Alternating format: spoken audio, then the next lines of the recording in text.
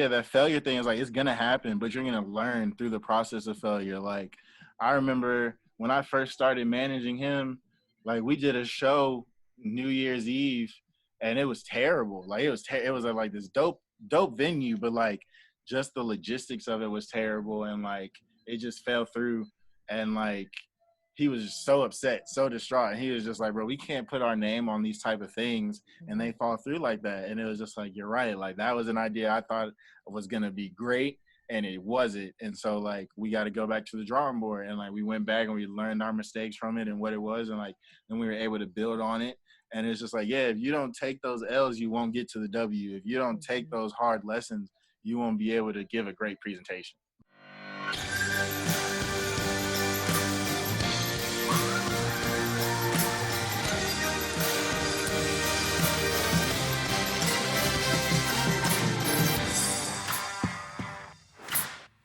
All right, welcome to The Path Distilled. I'm your host, Kevin Harris. My co-host is Lauren Tashman. Hi, everybody. And today we have Justin Causey. He's a Nashville hip-hop manager and entrepreneur, and we're so excited to talk to him today. How you doing, Justin? Man, I'm good. Thank you guys for having me on. Of course. So tell us a little bit, I alluded to entrepreneur and involved in the hip-hop scene. Can you tell the listeners a little bit about what you do, and then we'll go back to the beginning of your stories? Yeah, so I kind of like call it a creative executive. It's kind of like the term I've coined for myself. Basically, I help artists within the city basically manage their day-to-day operations. And then I also kind of help brands, kind of like a creative director, but also kind of helping them with their shoots and their product development and really just kind of creative ideas to help them broaden their brand. So kind of like a consultant, like a creative consultant, if you will, or somebody that just is all around hands-on in a way to like help you get your ideas to come to life. Nice. And so take us back to how you got involved in those early days. How did you get started doing this? So it kind of just has always been around. Like I came to Nashville in 2010 for school, and I went to TSU, marched in the band, played drums. So I've always been musical. That's my background. But I went to school for physical therapy, and then I actually changed my major probably like the last semester or last year to like leadership and development or something, or like some crazy odd create your own degree thing. But it just got to a point where I was just like, yeah, I'm doing so much more in like the creative scene here because of like the friends that I met. And then I was doing a lot of open mic events and like hosting those in the city and like really just tapping in with the artistic side, and the circle that I was building of friends were people that just like to do creative things and like creative events. So I wanted to put on this festival in Nashville called Freedom Fest. I wanted to do kind of like the first Bonnaroo for Nashville, but I wanted it to be local acts. So it was all people that I knew, people that were coming through and doing the open mics, the ciphers and things like that. And so a friend of mine that I used to work at Nike with during college, his name is Mike. He's one of the co-managers of Black City Management with me. He was like, yo, I got a younger brother that, does music. Because we would always change music while we were at work. I was the first person that got him on Joey Badass and like people like that. And he'd be like, yo, I got this little brother that raps. You should come by and check him out. And I'd be like, yeah, all right, bet. Let me do that. And I never actually got to come by, or like it'd always be in passing. And then when we started planning the event, he was like, yo, my little brother should close it out. And I was like, all right, bet, let's do it. So his brother happened to be the Black Sun, and he closed out the festival. And I had an after party at my apartment, and him and his brother came, and we were walking into my apartment, and he was just like, hey, Cause, like, I'm just going to ask you something and just like say yes. And I was like, what? He was like, just say yes. And I was like, yes. And he was like, you want to be my manager? And I was just like, oh, all right. So like 5 years ago, that little encounter has turned into this, and it went from like us figuring it out, and like I moved out of my apartment and moved into his house with his mom and his brother, and like it was the four of us living in there for like a year. And like we started building the relationship and like started building just like the routine of like what his brand and his life was going to be, because like they've already had it set out, but they brought me on to be his day-to-day hands-on manager. So like we started working out and like getting more fit and more healthy, and like he's dropped weight to where he is now, and like playing basketball, and like really just overall healthy living and like just like life and betterment, I guess you could say. So it went to that, to where we are now 5 years later, managing him, and then a roster of other artists that have come on that are also friends, but have just seen what we've done with him and are just like, yo, I want you to represent me, or like, all right, Causey, you're my manager, or like, I'm going under Black City now because we're all family at the end of the day. And they're like, I want to be represented by family. So like, that's kind of how it's happened. Nice. So did you get a lot of attention or attraction during that? You said it was about 5 years ago that you started putting on the shows yourself. That, I guess it was kind of like small attraction, you know, because it was never really big scale, like not to the point of like big name headers or like circuit tours, things like that. But it was more of just like for the community, you know, so people can know that these things were going on in the city of Nashville. Because like everybody's like, you know, I don't know anything local that's going on, because at that point I was in school and everybody was talking about there was nothing to do on campus or nothing to do around the campus area. So I was like, we have a park right down the street from campus. Why not throw a festival where it's arts and, you know, painting and live music and vendors? Like, why not do it down the street and people can just walk down and hang out for the day? So like I did that 2 years in a row with me and my team, Mike, and then Black was a part of it, and then we had a couple other volunteers that helped with us. And like we did that for 2 years, but every year it would rain out, and then we were just like, all right, cool, let's try something else. And so we started branching out and doing other little events and other little fun things just for fun. So are you sorry, go ahead, Lauren. She had a question. I'm curious because you mentioned that you moved to Nashville for school. Where did you grow up, and what led you to want to go to school there and pursue physical therapy? So I was born in Columbus, Ohio. And so I was born in Columbus, Ohio, and then I lived in Pittsburgh, Pennsylvania for like a couple years, like elementary to middle school. And then I moved back to Columbus. And so while living in Ohio, my mom, well, basically growing up, my mom is in healthcare. So she is a nursing home administrator. So I've been around the healthcare industry my entire life. And my mom has always said, like, you're a very like people person. You're very knowledgeable. You're very personable. And I've always been not like a head freak, but I've always been a person that like enjoys the body and like learns about functionality and like how to really take care of your body with like no medicine or anything like that. Mm-hmm. So like I'm really into daily stretching. I'm into Tai Chi. I'm into like all of that healthy living. And my mom was like, you know, you should get into something that you like in the healthcare field, because automatically you can get a job out of college. You can go take care of yourself. That's what she was always about. Take care of yourself, get a job. And so I do skateboarding and BMXing. I was a rocket power kid, and I wanted to do physical therapy for extreme sports. Like I wanted to be the doctor that patched up X game athletes and like professional skateboarders. And like, you know, they hurt themselves. They came to my shop, my clinic, and we took care of them and all that. But then it got to a point where I was just kind of like, I could do this. Like it was really, really, I did internships, all of that. It was cool. But then I was just like, I'm not in the schooling field. Like I don't care about everything else. I only care about, you know, really helping people and like really being hands-on. And then me doing all the other things in the art field, that just translated. And then when they got to college, they were like, okay, you have all your credits, but you can't graduate with this major. And I was like, so what's the point? Like, what am I doing here? And they were just like, well, you can do it. You can create your own major if you want. And it was like independent studies or whatever. And I was like, all right, cool. And then it got to a point where I was just like, yeah, I'm done. Like, there's nothing else you guys got for me. I'm done here. So I just finished school. And then I'm going on being in Nashville 10 years this year. 10 years later, I was nominated for Tennessee State's 40 under 40. So it's just like, I didn't finish school, but I got, you know, one of their highest honors for sneaker design and entrepreneurship. So I'll take it. That's awesome. Bring up that photo since you just mentioned it. Tell us a little bit about that. Oh, yeah. So in November of 2019, I designed sneakers for Nike, basically Air Max 95, as you can see in that photo. But I did it through a program called We Are Cultivator. They reached out to me through Instagram, and it was a overall theme about inspiration. And it asked us, if you could design a shoe for somebody who inspires you, who would it be?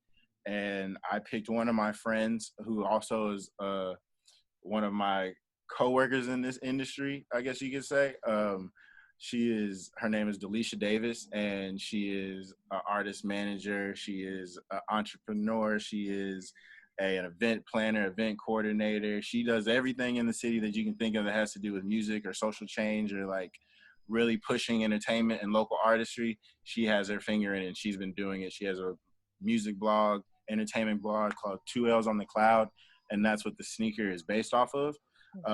So Nike hit me, and they were just like, we want to know if you're interested, which of course I was, because I used to work for Nike in college, and that's what I wanted to do.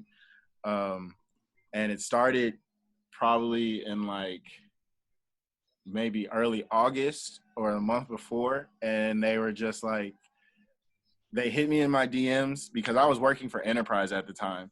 And when I did the application, I didn't think about it. They just basically were like, who inspires you in 150 words? And I sent it off. And then a month later, they DM me and was just like, your design is due on Wednesday. And it was a Monday. So like I was sitting in a rental car at Enterprise, and I was just like, oh snap. So like I checked my email, and then they gave me this long list, and they were just like, here are the 5 models that you get to choose from. You need to design it, and it needs to be delivered by Monday. And by Wednesday. And so I just sat in a rental car, and like I designed the shoe in 15 minutes and sent it off. And so basically I kept thinking that it was like a fluke, if you will, because I was just like, oh man, if this is what's going on, like, then maybe it's like rounds. Maybe somebody's going to tell me, okay, maybe not this time. But like when they started sending me paperwork and was like, these things need to get changed. We can't use liability. We can't use her likeness or her name, like her logo. That's when it started getting real for me, because they were like, we need her to sign off on this. We need you to sign off on this. Like, we need attorneys to look at it. And I was like, okay, bet. We might be getting somewhere. And then I was out at a performance with Black Sun, and they sent me an email, and they're like, congratulations, your design has been approved. You can order your promo shoe. And so like I kind of freaked out, but I kind of like froze and was just like, okay, this might be real. Like, this is really happening. And then when the shoes came to the house, I was just like, oh snap, this is real. And like Black was in the living room with me, and like we kind of just freaked out and looked at the box. And then I FaceTimed my mom, and she was just like, wow. And then it turned into like, okay, bet, now you have a month to figure out your promo, your marketing and everything with no budget. So like they gave me the whole thing hands-on. And then that's when I reached out to the community again, my friends, to be like, hey, look, I got this opportunity to drop a shoe. I want to know if you guys are going to help me push it. And they're like, yeah, I got friends that own the store Rooted, where it's at. They worked with me at Nike and back in the day, and they were like, hey, I want to open a shoe store one day. They did it. And so I came to them and were like, hey, I want to do a sneaker event here. And they're like, we got you, as long as we can put the shoes on display. I was like, absolutely. And then I reached out to my friends John Gotti, who's like a mentor. He's a writer and educator. My friend Ivo, who is another event planner and a sneakerhead. And then Delisha, of course.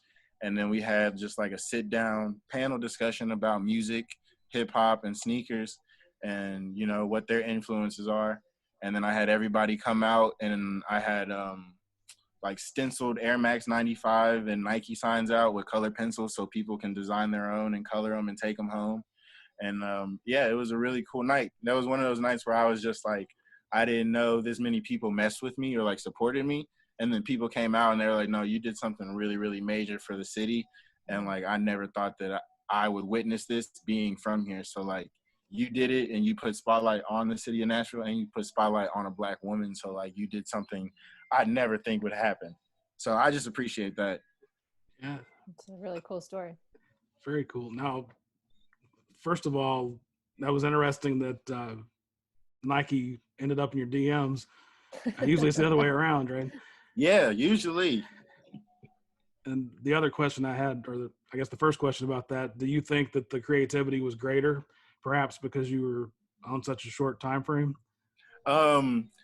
Yeah, and it's also, I prepared for that moment because I was a kid in high school and middle school on Nike ID, just making shoes and never buying them. Okay. So like, I just always knew I always knew the type of shoes I wanted to make. And when they told me I could pick the color scheme and what it was based off of, I was just like, all right, bet. Because the logo for 2Ls on the cloud is sky blue and white, and it's a 2 and it's like a 2 and then like little L's.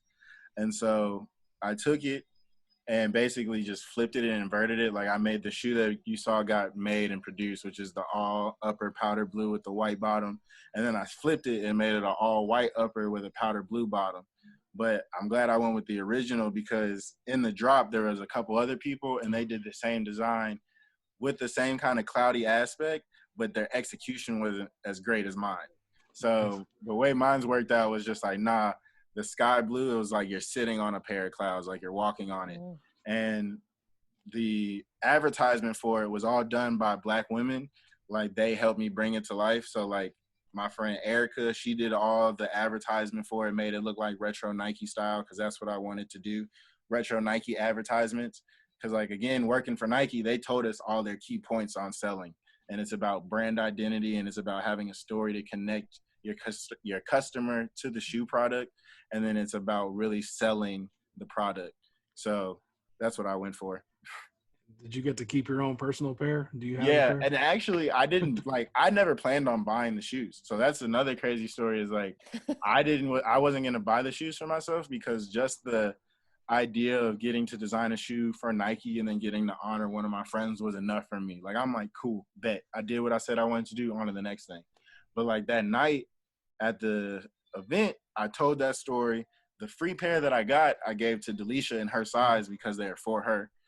I can't fit those. And so I was gonna say, wait a minute, you didn't get at least a free pair? yeah, like the free pair that I got to order, I gave to her. I was like, these are yours. I made them for you here. And so one of our mutual friends overheard that in the story, and she was just like, oh no. She went ahead, ordered me a pair and sent them to me.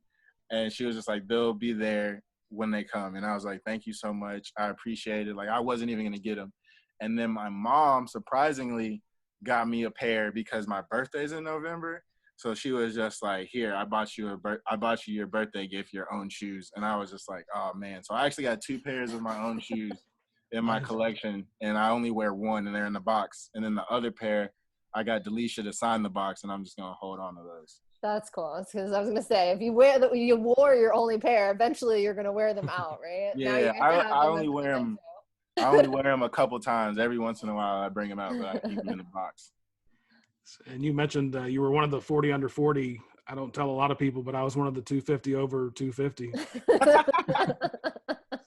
Hey, that's an accomplishment right there, no matter what. Yeah. I guess I better clarify I'm kidding since people can't necessarily see me. But so as you're going back to the trajectory, when you were working originally and you said you started getting a team was growing, what were those early days like? Was it a struggle? It wasn't necessarily a struggle. It's like what I've learned over the past 5 years working with artists is like it's just constant and open communication, because you guys have to be on the same page for what they want to deliver, and then you have to understand how they move and maneuver, so that way you can't overbear them or you can't overstress them. So what I've learned is the first year with me and him, and like our relationship was like a lot of, maybe like the first 2 years or so was like a lot of research and development of like me not knowing anything to do with music management, artist management, not shit. And then like him not really knowing how to maneuver, having somebody who's always available to him 24/7. Cause like he had his older brother, but his older brother was like, that's not my role. Like I'm not somebody who's going to babysit you or like tell you where to be somewhere all the time. Like I handle the business. So the first year when we like lived together, I lived out in the house with him and his mom and everybody. And like I would sit at the kitchen table and I would just watch YouTube videos all day, like YouTube videos of like any music management or artist management doing a YouTube interview, or like any artist talking about his management team, or like I'd watch constant Elliott Wilson Rap Radar interviews. Like I would do anything to like sit and soak up as much information as I could about managing an artist or working with an artist.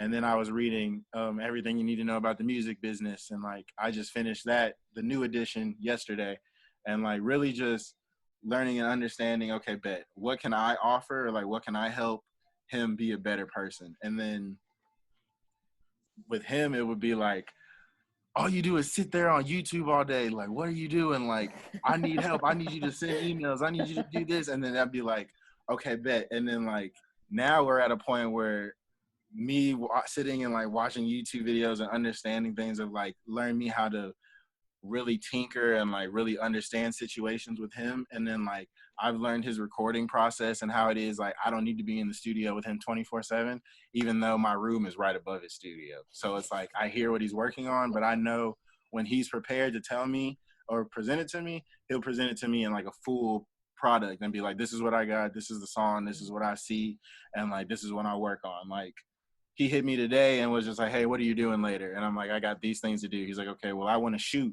at like 6 o'clock. I'm like, all right, bet we can make that happen. So like, it's just the constant communication of being like, hey, this is what I want to do. This is what I want to get out.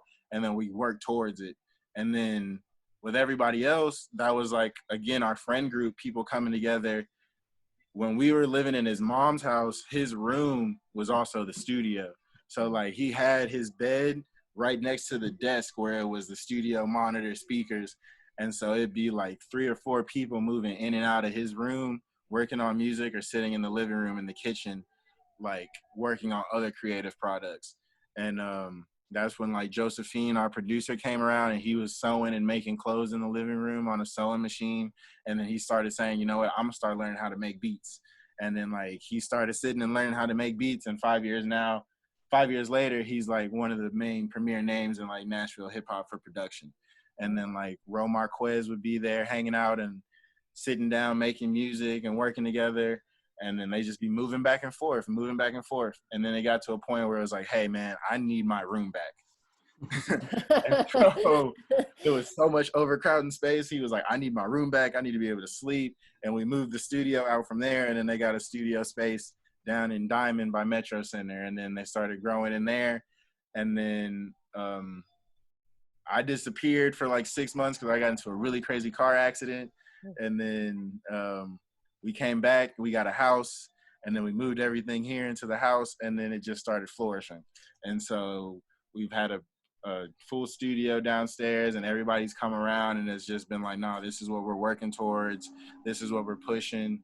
And so it's been like a really, really fun experience. And it's been really fun to kind of like just witness it because I'm really big on pictures and videos. So like I got pictures from back in the day when we started to like where we are now. And it's just really fun to witness it. And so do you think that additional space kind of helped the creativity flow? Yes, it did. Because everybody has their own space now. Everybody has their own room to do what they need to do. And like the garage, what was funny is when we moved in here, we told the realtor, like the leasing lady, we were just like, she was like, yeah, you guys have a garage, you can fit 2 cars in here. And we were like, we're not putting cars in here. And she was like, what? And we're like, yeah, we're gonna turn it into a studio. She was like, oh, you guys make music? And I'm like, yes, ma'am. And so our house in our neighborhood is like the music house. Like they know that they're rappers and they're artists. And we've been here for 3 years, and everybody be walking through the neighborhood, and they'll have the garage door up, and music will be playing, and they'll just be waving, enjoying it. And like they've had no problems with it. They love it. And like we've been able to really switch the house around at times because like the room that I'm in now, my room, it used to be a studio room. It used to be a theater room. And then we turned it into a studio, and they worked out of here for like a winter when it got too cold in the garage. And then we had another room that we turned into a studio. Like one day we did kind of like a Dreamville session that they did. We had like a whole weekend where we did lock-in sessions with everybody in the city and built like 3 different studios in the house. And there's a studio in the living room, in the garage, upstairs, and then in another room. And it was just people working and running around all over the place.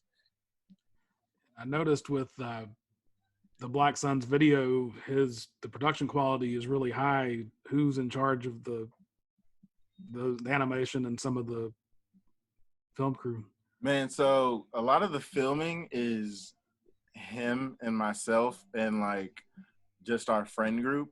You know, if it's anything that says Country Cousins, is usually Josephine and Ro, like working together, collaborating, or sometimes it's just Josephine getting camera work. But if it's anything that's like free lunch, that's him and myself as a creative tandem, kind of like just going out and shooting. So like he'll have an idea and he'll be like, all right, I want to shoot something, and I'll just hold the camera and then we'll just work it out like that. And I'll be the cameraman and he'll direct, or like I'll throw an idea at him and then he'll go with it, and then he'll sit down and lock himself in the garage and edit it and do everything himself, and then he'll present it. But when it comes to like the animations and some things, that's outsourcing. And that's usually like reaching out to other artists or people and collaborating with them, and then really pushing it. Like his Fresh Air cover was a guy named Baudet, I do believe. And then like a couple other like cover arts are done by outside people. And then sometimes he gets into his bag and makes some cover arts that are just real simplistic that can go ahead and get his point across. Go ahead. Yeah, we're really hands-on here. It's awesome. I'm actually sitting here going like, you're such a better entrepreneur than I am. But it's slightly different industries, so I don't feel too bad. But no, the one thing I wanted to ask about is you talked like kind of way back now about when you first got asked to be his manager, that you were asked to just say yes before you even knew what the answer was. And then I've also picked up on a phrase, I hope it's okay, I'm going to steal for myself. You constantly use the phrasing of like, okay, bet. Oh, yeah. Can you talk a little bit about that and this idea of like saying yes to things? Because it seems like that you really do that a lot. Yeah, so it's that, and then I have another little saying called keep growing. That's like one of my mantras in life. But so saying yes to him asking me something is just kind of like my overall confidence in life. Just be like, all right, yeah, what you got for me? And then I'll move based on what it is. Like I'm just already ready, like get it, let's go.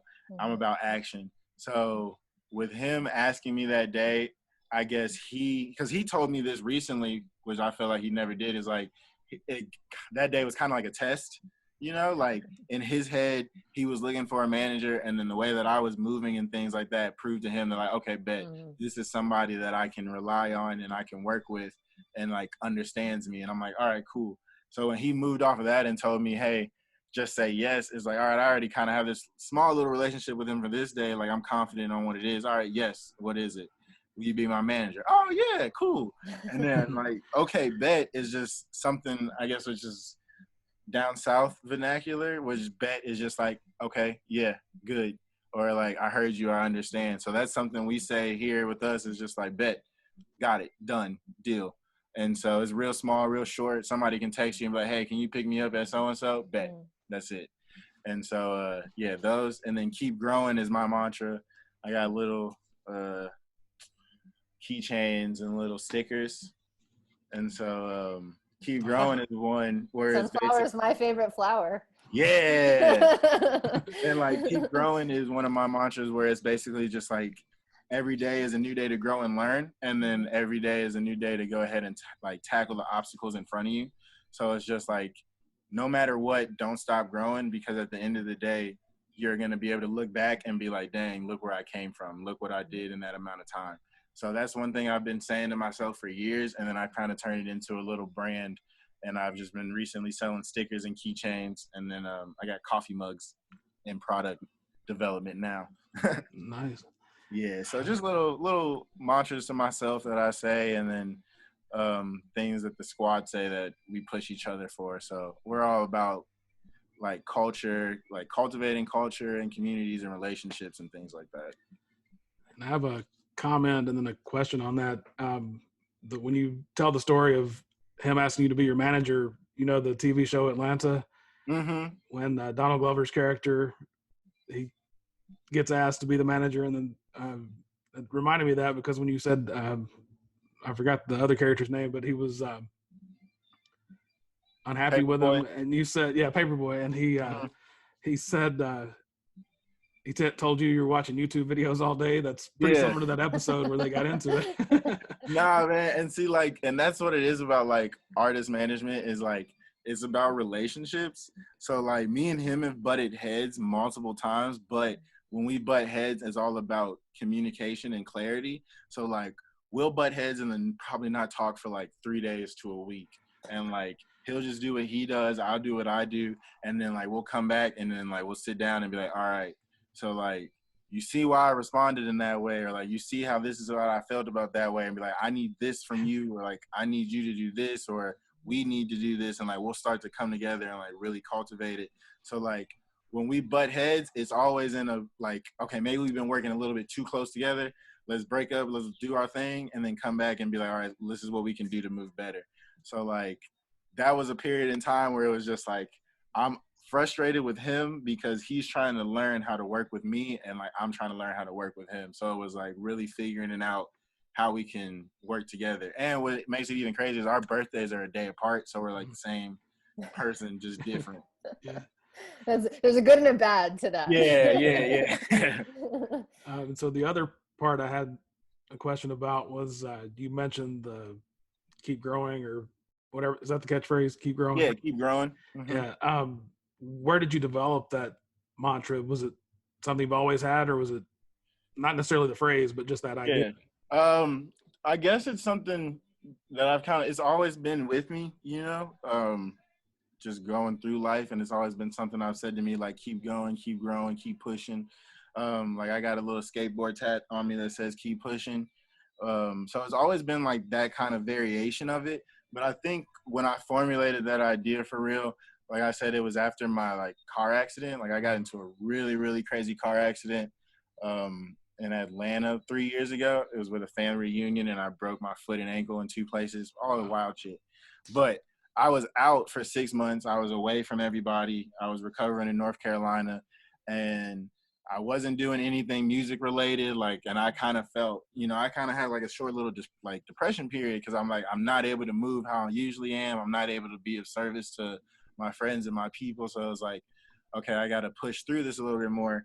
And during the time I was doing that, my mom was also going through like hip surgery. So like we both were like laid out in the bed in the house. And so like I was being supportive for her and like helping her out and like changing, you know, her surgery bandages, all that stuff.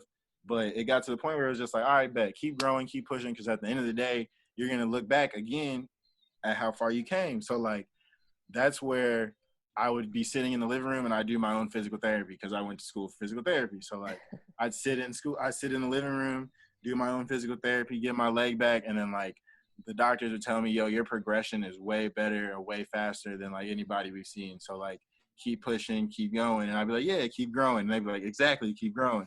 And so it would just be these mantras I keep saying to me, keep going. And then it got to the point where they're like, yeah, you can get rid of, you know, your crutches, you can get rid of the boot, all that, and you can start walking again. So the guys picked me up in January, and the accident happened in August. The guys picked me up in January, brought me back to Nashville, and I was moving really, really slow because I couldn't like really walk as fast as possible. And like they'd be like, yo, should we slow down? Are we doing too much for you? I'm like, nah, keep moving. That's gonna help me get back into the swing of things. So then once it finally got going, we started riding bikes, and I started playing basketball, and I started like really getting the stride back. And like they'd be like, hold on, like I can't even remember which leg you broke. I don't even know. You don't even look like you were in a car accident or nothing. And I'd be like, yeah. And they'd be like, man, you really bounced back. And I'd be like, yeah, man, you know, just keep growing every single day. And then when I formulated the brand, sunflowers have always been one of my favorite flowers. And it's sunflowers and roses. And with sunflowers always grow towards the sun, and they always move with the sun.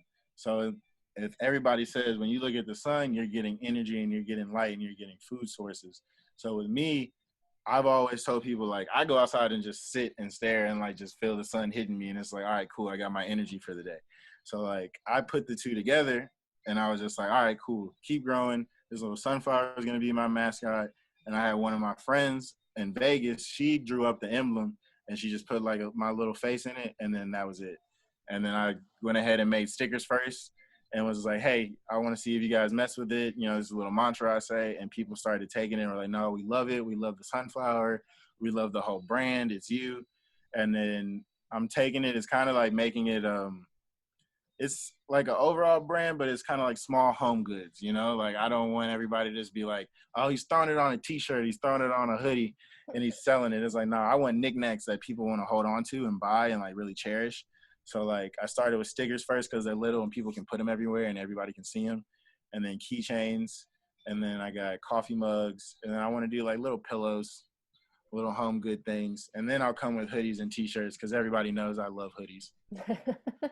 Love the story behind all that. Yeah, Thanks, absolutely. man. I just be You're gonna have to send us a link. I want a keychain. Okay, yeah, I got you. Oh, well, actually now they're sold out. The keychains are sold out.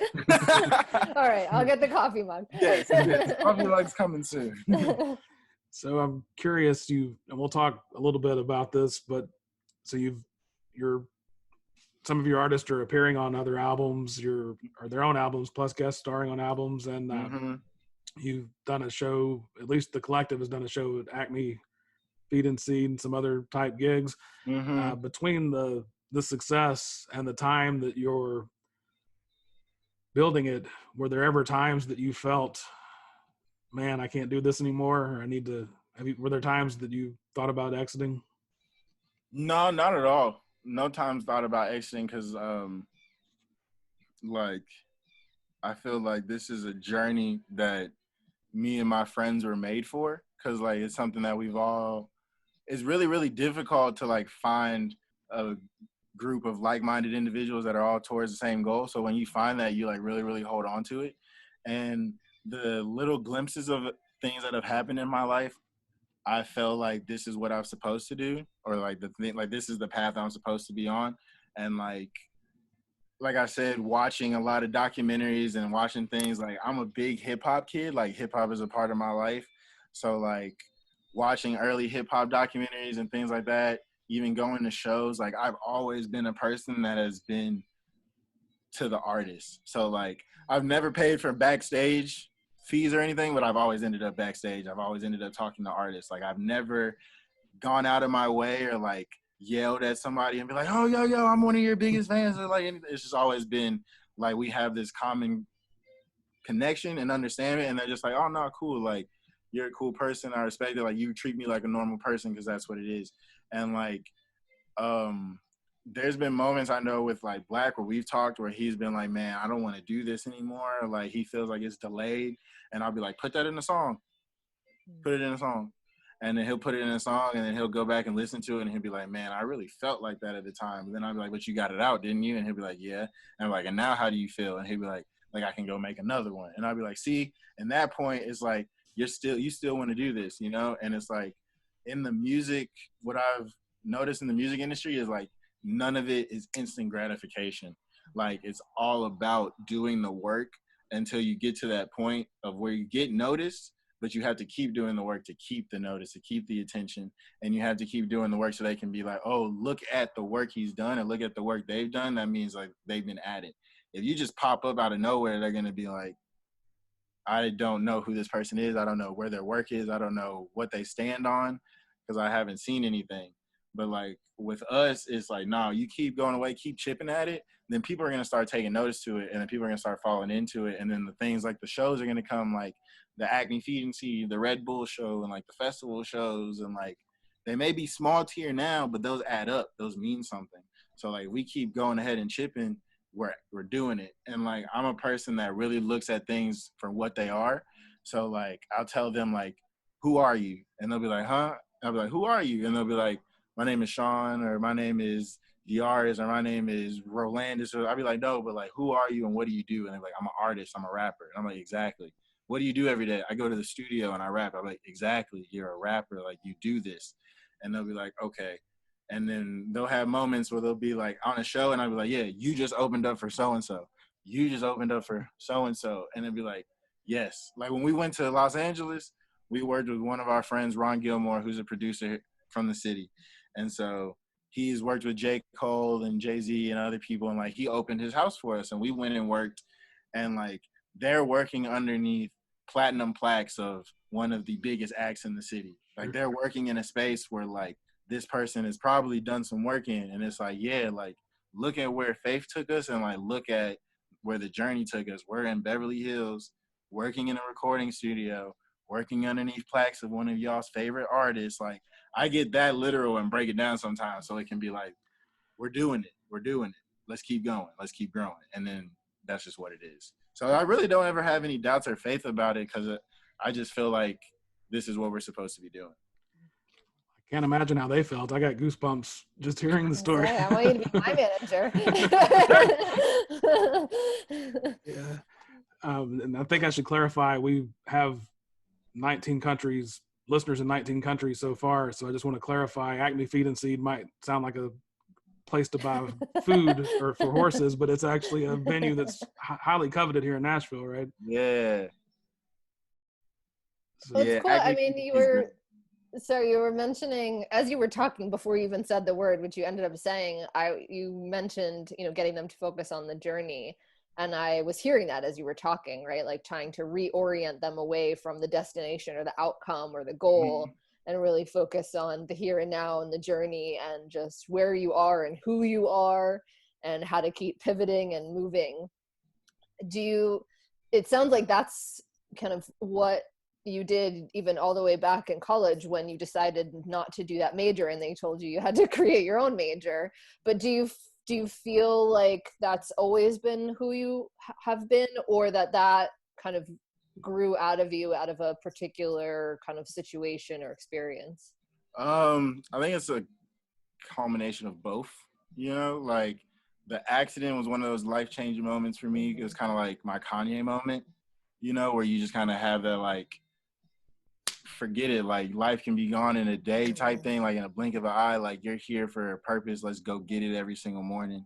But then also I've always been that person that's always been like, let's go, like I'm about action again. So it's been a mixture of both. I'm a go-getter. I'm a person that likes to go do things. I don't like to sit by and watch, but I love to observe.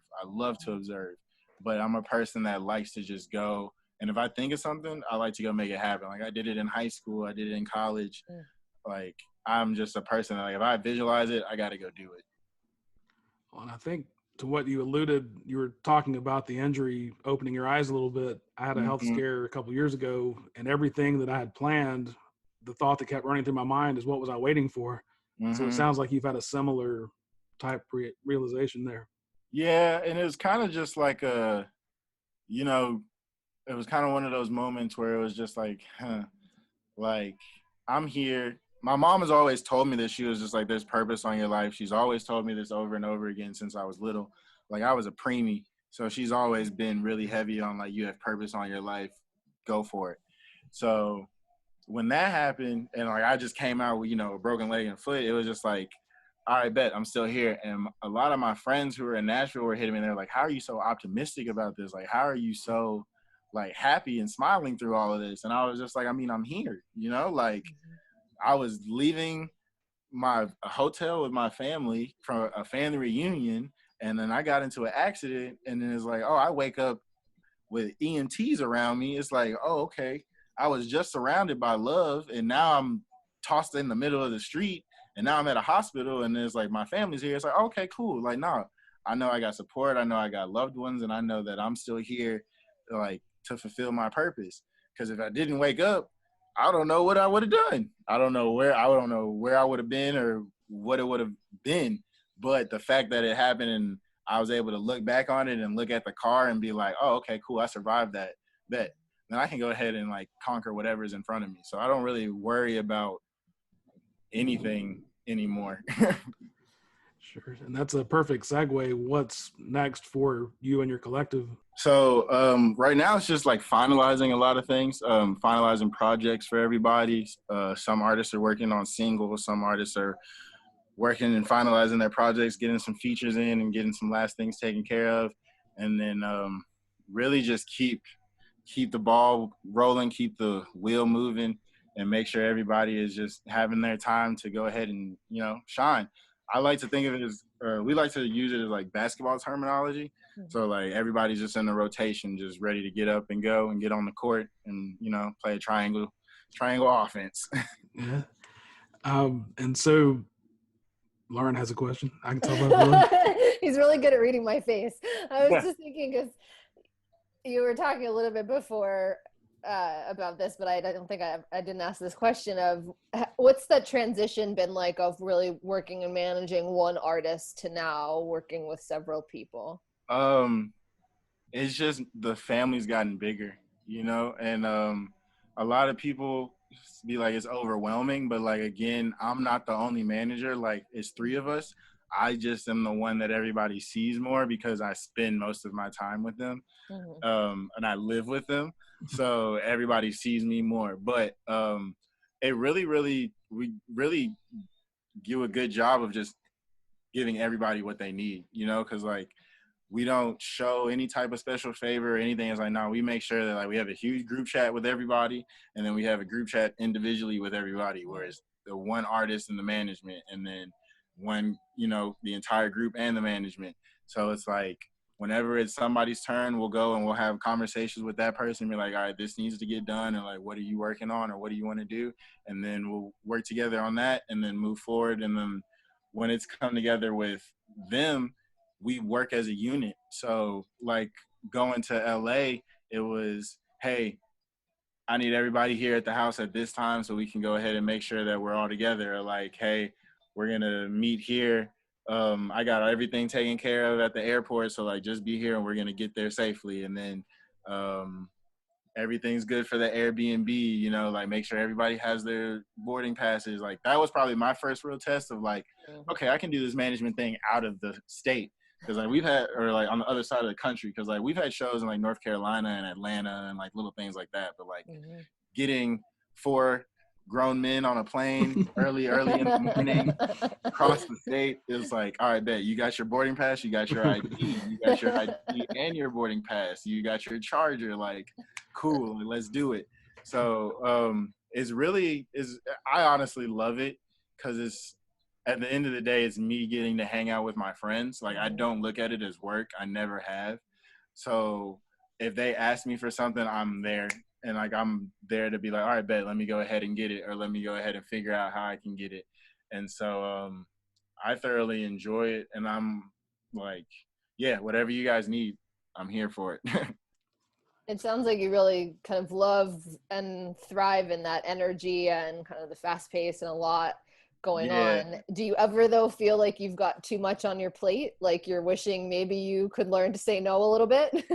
Yeah, sometimes I do, but I've kind of like I've always been a multitasker. I've always been a person that like can do 3 or 4 or 5 things at once. Like I've had people tell me like, yo, how can you watch Netflix with the subtitles on, have music playing, and be reading a book? And I'd be like, that's just how I am. Like I just like background noise. I just like being able to like cipher between things and do it. So like I do have moments sometimes where like I have to take time for myself, and like I'll just decomtach from like going to the studio or like being around them, and like I'll just sit in my room for a day and like just watch a movie or like play a video game or like really sit with myself. Or I think it was a moment, probably like maybe like a month or so, or like I just had to go home. Like I had to go back to Columbus, Ohio. I was just like, something's telling me to go home. So like I just dipped for a weekend and went home and visited my family and like disconnected from everything going here, but like just went and spent time with my family and my roots, and like really got back to like grounding. And then I was like, all right, cool, I can come back and like let's get back to work. So what do you view as the keys to your success? Faith, communication, manifestation,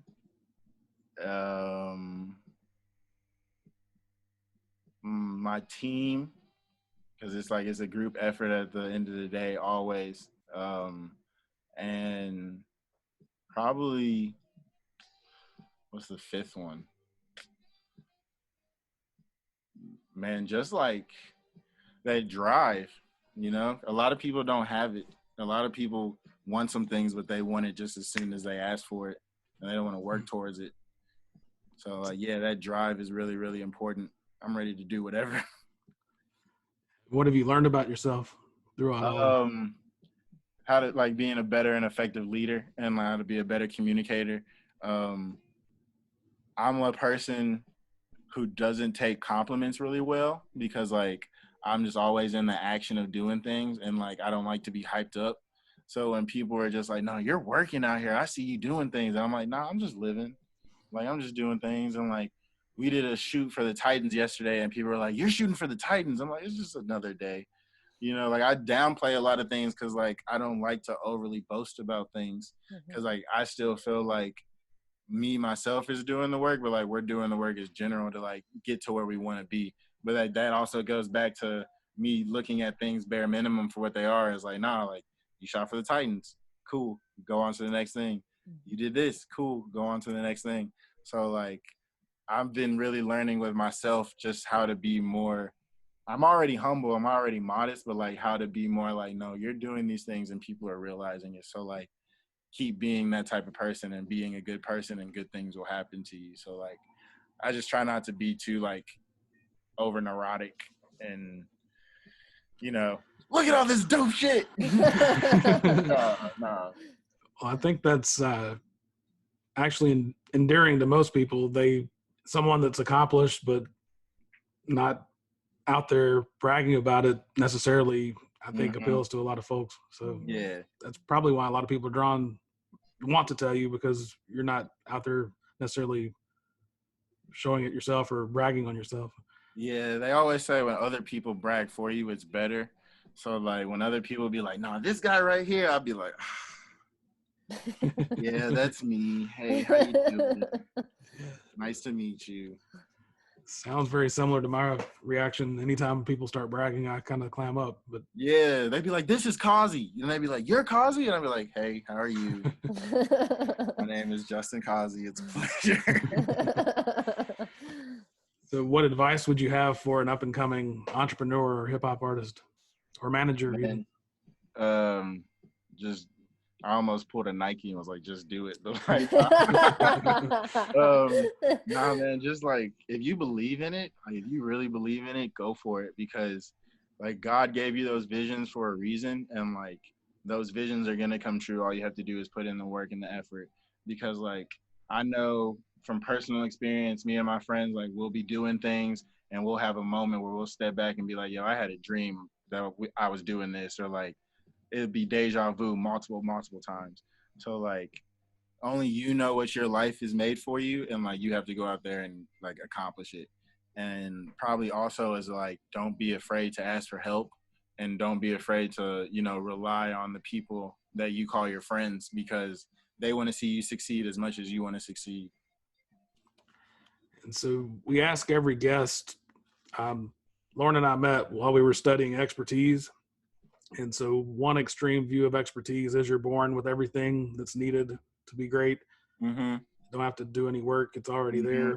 there. The other extreme view is you're born with nothing to be great. You have to do all of the work. And of course, there's everything in between. In your experience, whether it be management or creativity or hip hop, whatever area you want to choose, what is your take on that spectrum or continuum? Mine's is a little bit of both, like being born with some things to succeed. Cause like, I was born in a single parent household. My mom worked and she did everything, but she also made sure to know that I was independent. I can do things. So like at an early age, I was, coming home from school and like cooking for myself and doing homework and like being very independent. And then I've had a job since I was like 12, so I've always been very independent on like getting it on my own, but then also like having moments of coming from nothing, like, being in that crazy car accident, or like even prior to that, I didn't have a car and I would be skating through Nashville in my only form of transportation, like skating to work and working as a waiter double shifts and then getting back on my skateboard and skating back home, like just to be able to keep doing these things and like to be able to say again on the journey, like to go back from like living in my small apartment where we were having like, label meetings at that day where it was just all of us hanging out in the living room, like trying to figure it out. And then like being able to pull up in our neighborhood at our house now, where like everybody has cars in the driveway. It's like, okay, bet. Like, nah, we went to go from like having nothing to our names and like we're able to come and like see the fruits of our labor and like look at what those little small hammers and nails plug. Shout out to the Black Sun, Fresh Air, available on all streaming platforms. Those things are like able to go ahead and build all the resources that we have now. So it's like I can see both ends of the spectrum of like I had nothing and I got here, And then I had a little bit of some things, but like I still worked my butt off to get here. So like now I'm even at a point now where like I have a little bit of money. It's like I can buy the things that I want to buy, you know? Like I can get the things that I really wanted as a kid. So like go for it. Why not? Because you deserve it. Sure. And to follow up on your shout out to the Black Sun, is it fair to say that people that like Big Crit, or at least the live band type hip hop songs, would be a fan of Black Sun, or is that too restrictive? Nah, not at all. You said like people that enjoy Big Crit will enjoy the Black Sun. That's what I was. Yes, pitching. I definitely believe that. Yes, people that enjoy the Big Crit, people that enjoy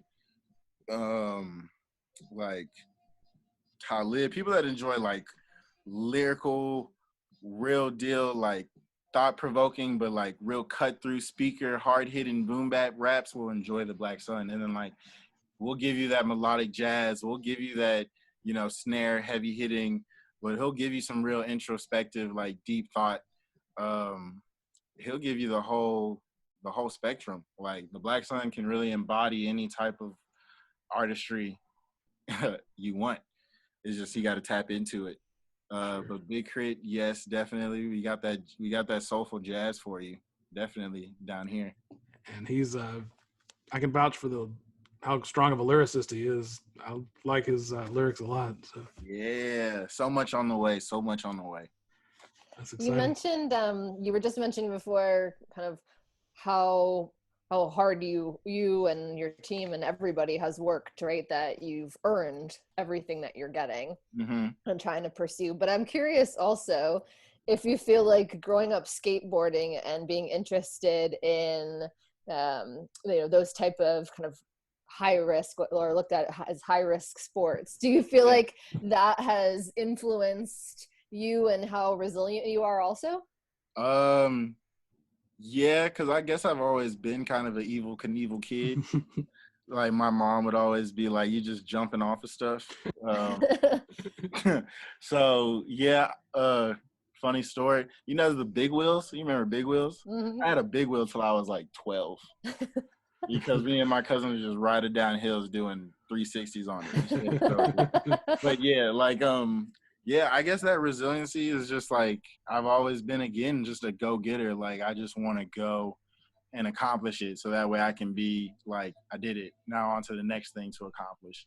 So yeah, that resiliency has always been in me, and I've just always been a person about action. And it sounds like too that it set you up for, being able to pursue risk, right? Mm-hmm. Yeah, because at the end of the day, like I know, like, yeah, that failure thing is like, it's gonna happen, but you're gonna learn through the process of failure. Like I remember when I first started managing him, like we did a show New Year's Eve and it was terrible. Like it was at like this dope venue, but like just the logistics of it was terrible, and like it just fell through, and like he was just so upset, so distraught. And he was just like, bro, we can't put our name on these type of things and they fall through like that. And it was just like, you're right. Like that was an idea I thought was going to be great, and it wasn't. And so like, we got to go back to the drawing board. And like, we went back and we learned our mistakes from it and what it was. And like, then we were able to build on it. And it's just like, yeah, if you don't take those L's, you won't get to the W. If you don't take those hard lessons, you won't be able to give a great presentation.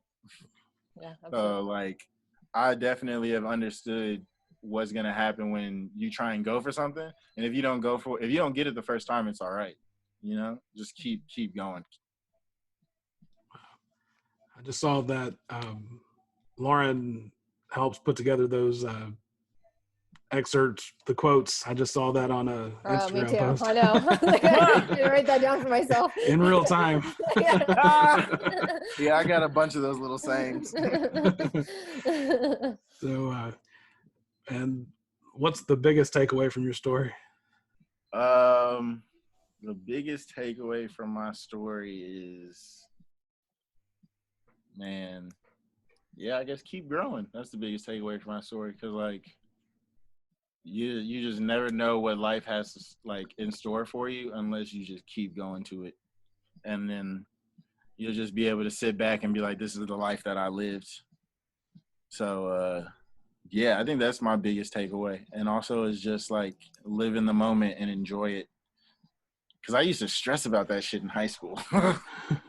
You ever had that moment where you're like, okay, I'm finna graduate, I'm becoming an adult, like I got to do these things, like, and like the whole just thing of life switches on your head, and then you're just like, oh shit, I can do whatever I want now. Bet. What am I gonna do today? Cool. If I want to do that again tomorrow, I'm gonna do that again tomorrow, and if not, I'm gonna do something different. All right, cool. It's funny you say that because I relate to it 100%. It's like it's almost like a lock. Once that's unlocked, everything else, instead of saying, why do that, you're almost like, why not do that? Or why not try it? It's like I got a limitless pill in life, and then I just was like, hey, we're going for it. Yeah, that's awesome. Well, Causey, it's been a pleasure. I've enjoyed the conversation.